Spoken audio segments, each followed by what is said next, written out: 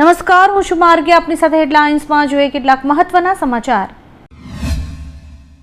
Petrol ડીઝલના વધતા ભાવને લઈને આજે બીજેપીએ ટ્વીટ કરીને કહ્યું છે કે વૈશ્વિક ઇંધણ સંકટ છતાં ભારતમાં પેટ્રોલ અને ડીઝલના ભાવમાં વધારો કરવામાં નથી આવ્યો. હોર્મુઝ સ્ટ્રેટ બંધ થવાને કારણે બેરલનો ભાવ $100ને વટાવી ગયો હોવા છતાં મોદી સરકારે પોતાની દૂરંદેશીથી દેશમાં ભાવમાં વધારો નથી કર્યો. G20 દેશોમાં ઇંધણના ભાવમાં 20% સુધીનો વધારો થયો છે. દેશમાં 7 થી 8 અઠવાડિયા સુધી પૂરતો ક્રૂડ ઓઇલનો ભંડાર છે. ઈરાનના વિદેશ મંત્રી સઈદ અબ્બાસ અરાઘચીએ અમેરિકા પર આકરા પ્રહારો કરતા જણાવ્યું છે કે જે અમેરિકા મહિનાઓ સુધી ભારતને રશિયા પાસેથી તેલ ખરીદતા રોકતું હતું તે હવે 2 અઠવાડિયાના યુદ્ધ બાદ રશિયન તેલ ખરીદવાની વિનંતી કરી રહ્યું છે. અરાઘચીએ યુરોપિયન દેશોની પણ ટીકા કરી છે. બીજી તરફ મધ્ય પૂર્વમાં તણાવ છતાં ઈરાને સ્ટ્રેટ ઓફ હોર્મુઝમાંથી ભારત જતા 2 LPG જહાજોને સુરક્ષિત પસાર થવાની મંજૂરી આપી છે. મિડલ ઇસ્ટમાં વધતા તણાવ વચ્ચે અમેરિકાએ મોટી જાહેરાત કરી છે. અમેરિકી વિદેશ વિભાગે તેના રિવોર્ડ ફોર જસ્ટિસ પ્રોગ્રામ હેઠળ ઈરાનના નવા સુપ્રીમ લીડર અને અન્ય 10 વરિષ્ઠ નેતાઓ વિશે માહિતી આપનારને $10 મિલિયન ઇનામ આપવાનું એલાન કર્યું છે. આ જાહેરાત એવા સમયે આવી છે જ્યારે અહેવાલો મુજબ ખામેનેઈ ગંભીર રીતે ઇજાગ્રસ્ત છે. અમેરિકાએ ઈરાની નેતૃત્વ પર આતંકવાદ ફેલાવવાનો આરોપ મૂક્યો છે. ઈરાન અમેરિકા સંઘર્ષને કારણે ફસાયેલા વિદેશી નાગરિકો માટે ભારત સરકારે માનવીય અભિગમ અપનાવ્યો છે. ગલ્ફ દેશો સહિત તમામ પ્રભાવિત દેશોના પ્રવાસીઓના વિઝા 30 દિવસ માટે લંબાવવાનો નિર્ણય લેવાયો છે. આ ઉપરાંત વિદેશ મંત્રાલયે ઓવરસ્ટે માટે લાગતા દંડમાં પણ સંપૂર્ણ માફી જાહેર કરી છે. દુબઈ, જે એક સમયે પ્રવાસીઓથી ધમધમતું હતું, તે અત્યારે યુદ્ધના કારણે ઉજ્જડ બની ગયું છે. પ્રવાસન આકર્ષણો, બીચ બાર અને સ્વિમિંગ પુલ ખાલી જોવા મળી રહ્યા છે. રિપોર્ટ મુજબ હોટલ બુકિંગમાં 60% ઘટાડો નોંધાયો છે, જેના કારણે માલિકો સ્ટાફમાં પણ ઘટાડો કરી રહ્યા છે. પ્રવાસીઓને આકર્ષવા માટે હોટેલ્સ દ્વારા 40% સુધીના ડિસ્કાઉન્ટ આપવામાં આવી રહ્યા છે. છતાં સુરક્ષાના કારણે લોકો આવવાનું ટાળી રહ્યા છે. અમેરિકામાં 11 ભારતીય નાગરિકો પર ગ્રીન કાર્ડ મેળવવા માટે છેતરપિંડી કરવાનો ગંભીર આરોપ લાગ્યો છે. આ શખ્સોએ વિવિધ રાજ્યોમાં જાણી જોઈને કન્વીનિયન્સ સ્ટોર અને દારૂની દુકાનો પર નકલી સશસ્ત્ર લૂંટ કરાવી હતી. આ પાછળનો હેતુ પોતાની જાતને હિંસક અપરાધના પીડિત તરીકે દર્શાવીને યુ વિઝા મેળવવાનો હતો. અમેરિકાના કાયદા મુજબ ગંભીર ગુનાના શિકાર બનેલા વિદેશીઓને ખાસ વિઝા મળે છે. ઇરાકમાં US એમ્બેસી પર મોટો હુમલો થયો છે. US એમ્બેસી હેલિપેડ પર મિસાઇલ અથવા ડ્રોનથી હુમલો કરવામાં આવ્યો હતો. હુમલા બાદ એમ્બેસી કમ્પાઉન્ડમાં આગ અને ધુમાડાના ગોટે ગોટા જોવા મળ્યા હતા. જોકે કોઈપણ જાતની જાનહાનિના કોઈ અહેવાલ નથી. ઉલ્લેખનીય છે કે ઈરાનને નવા સુપ્રીમ લીડર મળ્યા બાદ ઈરાન US સૈન્ય અને તેમના ઠેકાણા પર સતત હુમલા કરી રહ્યું છે. મિડલ ઇસ્ટમાં ચાલી રહેલા યુદ્ધ વચ્ચે ઉત્તર કોરિયાના કિમ જોંગ ઉને મોટો ધમાકો કર્યો છે. ઉત્તર કોરિયાએ બેલેસ્ટિક પ્રોજેક્ટાઇલ લોન્ચ કરીને ફરી એક વખત પ્રદેશીય સુરક્ષા અંગે ચિંતા વધારી છે. જાપાની કોસ્ટ ગાર્ડ અનુસાર આ સંદિગ્ધ બેલેસ્ટિક પ્રોજેક્ટાઇલ સમુદ્રમાં જઈને પડી હતી. આ પ્રોજેક્ટાઇલ પરીક્ષણ એવા સમયે થયું છે જ્યારે US અને દક્ષિણ કોરિયા વચ્ચે 9 માર્ચથી 19 માર્ચ સુધી વાર્ષિક સંયુક્ત સૈન્ય અભ્યાસ ચાલી રહ્યો છે. નેધરલેન્ડની રાજધાની એમ્સ્ટરડમમાં એક યહૂદી શાળા બહાર મોટો ધમાકો થયો હતો. આ શાળા શહેરના બાઉટનફેલ્ટર્ટ વિસ્તારમાં હતી. આ ઘટનામાં કોઈ જાનમાલના સમાચાર નથી, પરંતુ શાળાના પરિસરને મોટું નુકસાન થયું છે. એમ્સ્ટરડમની મેયરે કહ્યું કે આ હુમલો યહૂદીઓને નિશાન બનાવીને કરાયો છે. ઇઝરાયેલી સેનાએ દક્ષિણ લેબનોનમાં હિઝબુલ્લાહ લડવૈયાઓ પર હુમલો કર્યો છે. સેનાના જણાવ્યા અનુસાર હિઝબુલ્લાહના લડવૈયાઓ મજદલ વિસ્તારમાં એક વેરહાઉસમાં રોકેટ લઈને જઈ રહ્યા હતા. ત્યારબાદ ઇઝરાયેલે તે સ્થળ પર હવાઈ હુમલો કર્યો હતો.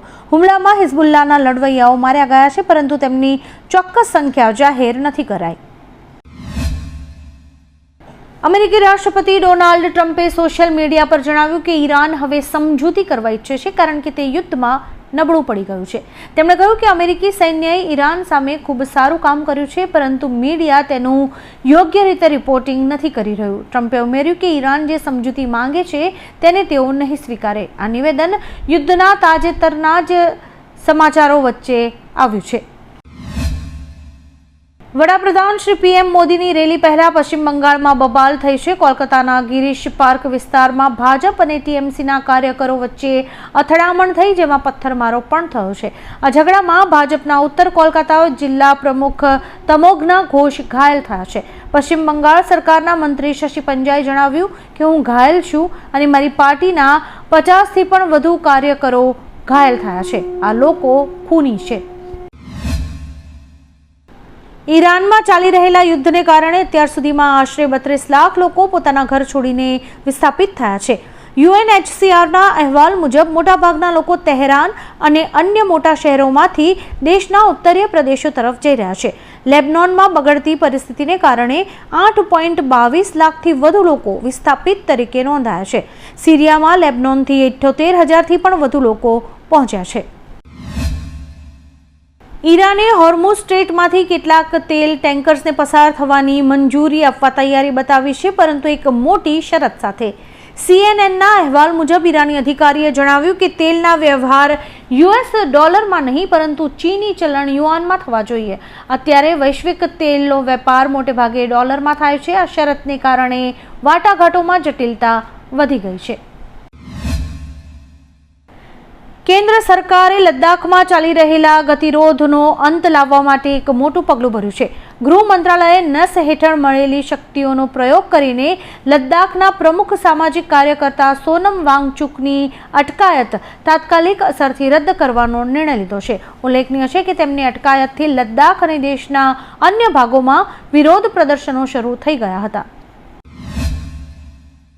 ભુજમાં વિકાસના વિવિધ કાર્યોનું લોકાર્પણ અને ખાતમુહૂર્તનો વિશેષ કાર્યક્રમ યોજાયો હતો. ભુજ શહેરના સ્થાપક રાવ ખેંગારજી પ્રથમની પ્રતિમાનું આરટીઓ સર્કલ ખાતે અનાવરણ કરવામાં આવ્યું હતું. આ કાર્યક્રમમાં સાંસદ વિનોદ ચાવડા અને રાજવી પરિવારના સભ્યો ઉપસ્થિત રહ્યા હતા. ભુજ ફાયર શાખાને આધુનિક ટર્ન ટેબલ લેડર વાહન મળ્યું છે, જે ઊંચી ઇમારતોમાં આગ અને રેસ્ક્યુ કામગીરી માટે ઉપયોગી બનશે. ઈરાને ચેતવણી આપી છે કે જો તેના તેલ માળખા પર હુમલા ચાલુ રહેશે તો અમેરિકન કંપની સાથે જોડાયેલા મધ્ય પૂર્વ ક્ષેત્રોમાં તમામ મુખ્ય તેલ અને ઉર્જા સુવિધાઓ સંપૂર્ણપણે નાશ પામશે, જેનાથી તેઓ રાખના ઢગલા થઈ જશે. આ ધમકી એવા સમયે આવી છે જ્યારે મધ્ય પૂર્વમાં ચાલી રહેલા 2 અઠવાડિયા જૂના સંઘર્ષ વૈશ્વિક તેલના ભાવમાં ભારે ઉછાળો આપ્યો છે અને કટોકટી ઊભી કરી છે.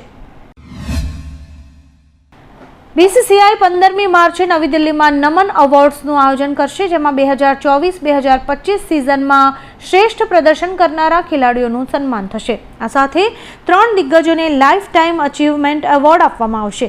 રોજર બિન્ની અને રાહુલ દ્રવિડને colonel CK Naidu lifetime achievement award મળશે, જ્યારે કે મિતાલી રાજને BCCI lifetime achievement award for વિમેનથી સન્માનિત કરાશે.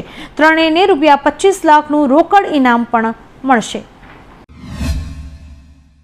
કોમર્શિયલ સિલિન્ડરનો પુરવઠો સ્થગિત થવાથી અરાજકતા ભરી સ્થિતિ સર્જાઈ હતી. જોકે ડિલિવરી હવે ફરી એકવાર શરૂ થઈ ગઈ છે. શનિવારે પેટ્રોલિયમ મંત્રાલયના સંયુક્ત સચિવ સુજાતા શર્માએ એક પ્રેસ કોન્ફરન્સ દરમિયાન જાહેરાત કરી હતી કે 29 રાજ્યો અને કેન્દ્ર શાસિત પ્રદેશોમાં વાણિજ્યિક સિલિન્ડર્સનો પુરવઠો શરૂ થઈ ગયો છે. તેમણે જણાવ્યું હતું કે દેશમાં ગેસની કોઈ અછત નથી. જોકે આમ છતાં પણ લોકો હજુ પણ ગભરાટમાં છે. વડોદરાની બરોડા ડેરીની આગામી ચૂંટણી પહેલા રાજકીય ગરમાવો વધ્યો છે. ઉમેદવાર કુલદીપસિંહ રાહુલજીએ ગંભીર આક્ષેપો કરીને મામલો ચર્ચામાં લાવ્યો છે.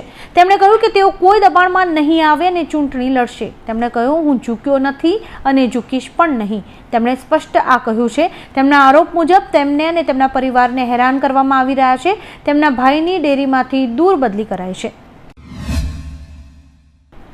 મિડલ ઇસ્ટમાં વધી રહેલા સંઘર્ષને કારણે સમગ્ર વિશ્વ ઉર્જા સંકટમાં ફસાયો છે. જોકે આ વચ્ચે ગુજરાતના ભૂપેન્દ્ર પટેલ સરકારે એલપીજી ગેસ બુકિંગ માટે કેટલાક ટોલ ફ્રી નંબર જાહેર કર્યા છે.